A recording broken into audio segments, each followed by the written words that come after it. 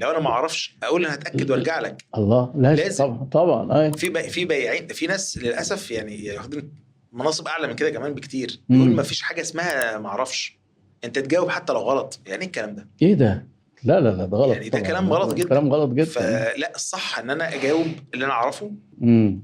فالمصداقيه والصدق والاحساسي بالعميل ان هو بني ادم، اه واحساسي وبرضه في نقطه ثانيه مهمه جدا، احساسي بمسؤوليتي انا كبياع ناحيه شركتي، ان الشركه دي مش جايباني موظف امسك شيت ومكالمات وارزع.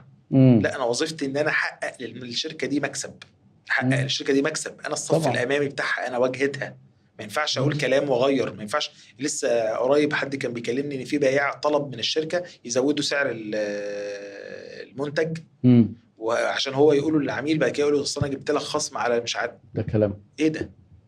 تلعب. هو بياع اهو. لا هو طبعا يعني هو لا يصح الا الصحيح. صحيح. البيزنس كله وخصوصا البيع اخلاقيات وصدق. وعشان كده يعني دايما احنا لما بنقول التاجر الصدوق، لان في ناس بتتخيل خطأ ان الصدق ممكن يخسرها وان الكذب يكسبها اكتر، دي قناعة موجودة دي يعني تحت رجليهم، بيبصوا تحت رجليهم. بالظبط.